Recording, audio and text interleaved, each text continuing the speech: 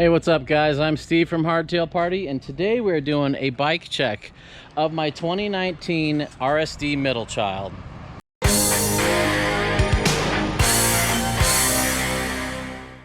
I've been riding this bike for a while now, and I've just realized I've never done a proper bike check.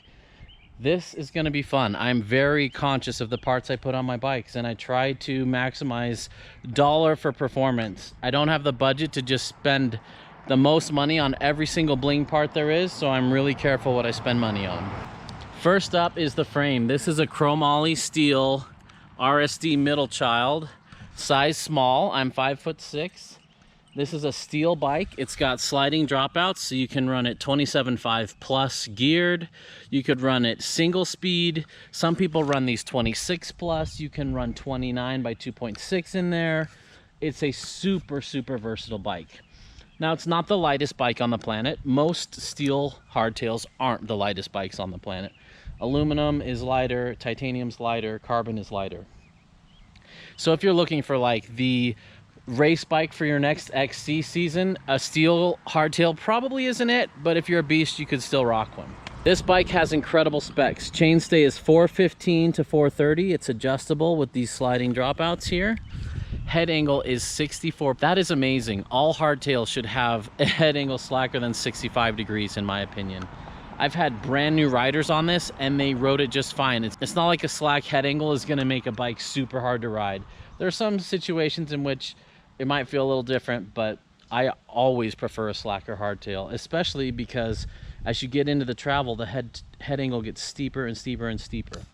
It's got internal routing for the dropper, external routing for the other cables. Really simple bike, threaded bottom bracket. It's almost impossible to find a steel hardtail with a head angle that's in the 64-65 degree angle range, and then a threaded bottom bracket with 415 chainstays. Super rare, and these are quite affordable. What a cool bike. I've had a lot of fun on it. Let's start with the front. I just upgraded to these 1-up carbon bars. They're supposed to have a little bit more flex in them to other carbon bars. It's really interesting. They're 35 mil here, and then they taper down real quick, and they're supposed to flex. I don't feel that flex any more than any other carbon bar. They don't beat me up. They're not crazy stiff, but I wouldn't exactly say they're super compliant or flexible. They're just a good carbon bar at a cheap price. I think I slightly prefer the Race Face Next R bars, but I couldn't afford these for these builds, and these are a very close second. I like these more than the Santa Cruz carbon bars. Over here on the left, this is one of my sponsors as well, 9.8. I'm running the 9.8 dropper post on here, and they were cool enough to give me a custom Hardtail Party laser etching in there. This is the 9.8 fall line. It's really cool in that it runs low pressures, like 30 to 40 pressure, so the seals aren't under tremendous pressure. It also has an independent seat rail adjustment from the angle, so I can pull the saddle off, swap saddles, and keep the saddle angle exactly the same. Super cool feature there. I'm running a cheap WTB Volt saddle, and I really like it. All right, back up front. Brakes. I'm riding the SRAM Guide RSC brakes. I like Shimano brakes. I like SRAM brakes. I like them all, but my favorite are the Guide RSCs with the contact pad adjustment. So if your right one has more lever pull than the left one, you can adjust this wheel and get the lever pull exactly the same on both brakes. I really like that. I think if money were no object and I could have any caliper, I'd go with the Code calipers, just because I've heard about great things about them. But money is an object, and so I went with Guides, and these are just fine. I've got a 200 mil rotor up front, which is plenty of stopping power. I'm running a Fox 36 factory with the Kashima. I think Kashima is a complete waste of money. The performance benefit is, I'm gonna say 0, but I don't know, maybe someone in some lab found it's 0.001% slipperier than normal. I think it's more of a fashion thing and more of a show-off thing to have the Kashima on there. It's also really funny when the Kashima on the fork doesn't match the Kashima of a rear shock or the Kashima color of their dropper. They're all 3 different colors. But this is what I had in my parts bin. It's been a great fork. It's a 27.5 fork, but it does fit a 3.0 up here. It's a 2018 fork. It's got high-speed compression, low-speed compression, and rebound. It's got the Fit 4 damper in it. It's a 44 mil offset, which is like the short offset 29er forks. So this is a 160 fork, which is the same axle to crown as a 140 29er fork. Anyway, that's interesting. Up front, I'm running a Maxxis 27.5 by 3.0 High Roller 2. This was an experiment and I've ended up loving this front tire. It's a little bit draggy, but it has tons of cornering traction, and I will probably replace it with the exact same tire. I usually love a DHR2 up front on most of my bikes, but it's pretty much tied with this one. I think if Maxxis made a 3.0 DHR2, I'd be running that up front. I've got a cheap Raceface Affect 50 mil stem. I'm gonna be changing that out for another 50 mil stem. I'm slightly between frame sizes. I do like a smallish hardtail. It's easier to throw around, easier to maneuver, bunny hop, especially being a small guy. So that's why I run a 50 mil stem. The reach on this is something like 412, 415, something like that, and that's the measurement I go off of to size my bikes. The next one up, a medium, something like 445 or 450. I can't remember off the top of my head, but it's a big jump. And I'd have to run a super short stem to make that work. And it'd be nice in some situations, but I feel I'd lose a lot of maneuverability, a lot of just putting it exactly where I want it. It'd be a little better at high speeds, but I don't like the feel of a super short stem. I used to run a 32 mil stem and it was just a little bit awkward, a little bit too short. I like a 50 mil stem. Shifter, I'm running SRAM GX 11 speed. A lot of these parts were leftovers from my Chameleon. 11 speeds just fine for me 99% of the time, but every now and then there's a case I want the Eagle, like when I was back at the Grand Canyon. So we've got a 30 tooth front. Oh man, I wish I knew what 11 speed was. I think this is a 1042. And we're running SRAM NX 11 speed out here. These are super cheap.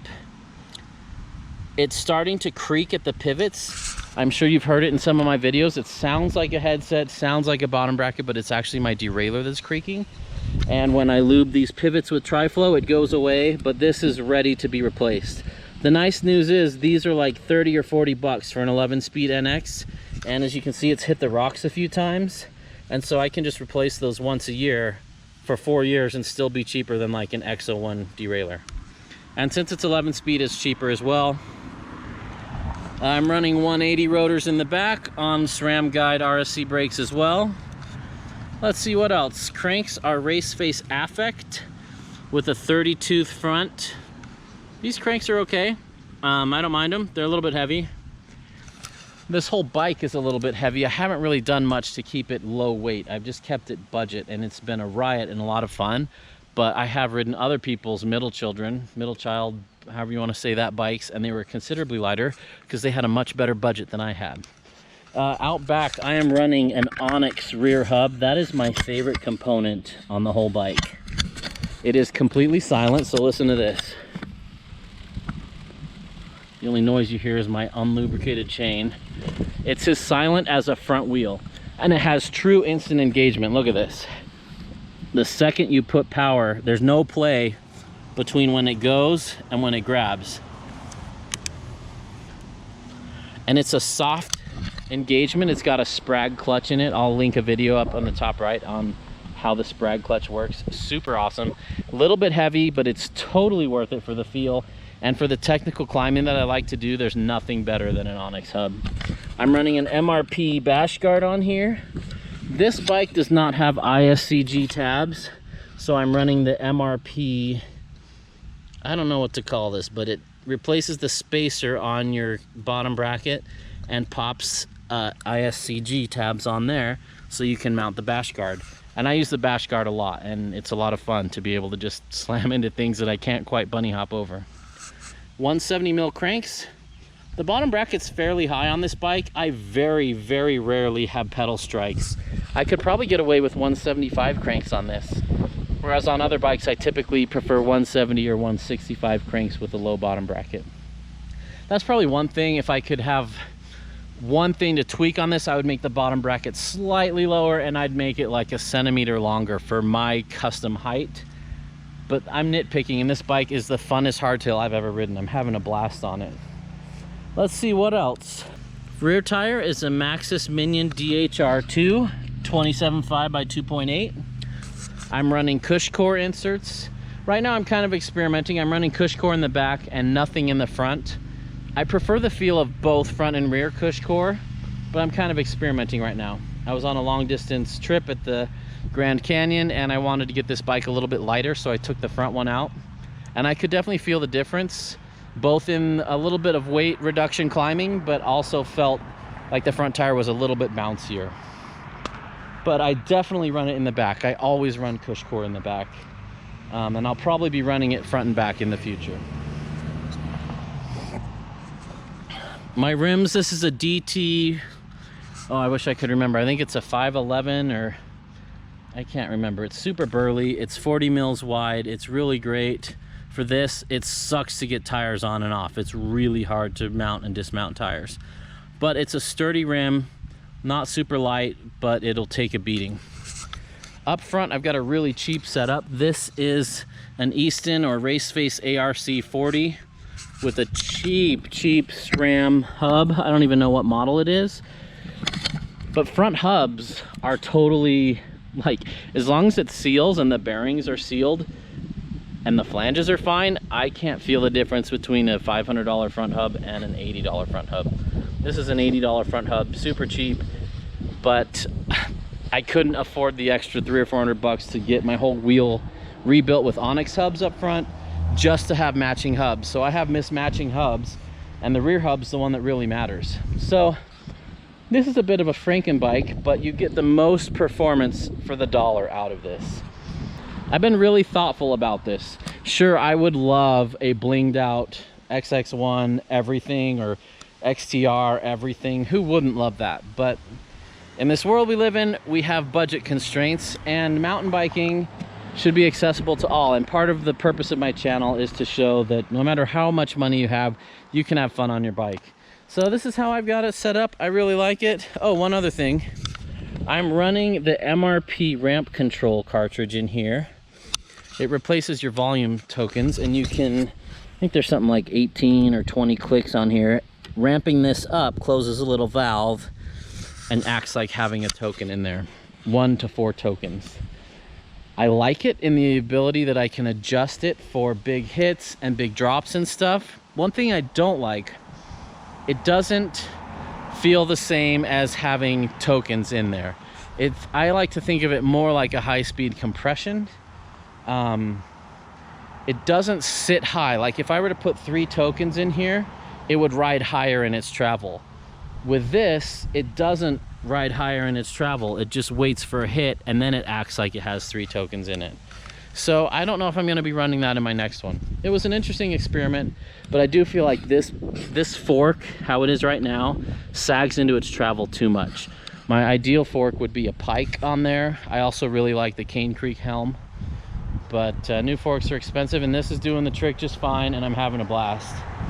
The truth is, we all like to obsess about these tiny little details and what it would look like with a different this or a different that, or, you know, well, these bars are 5% stiffer.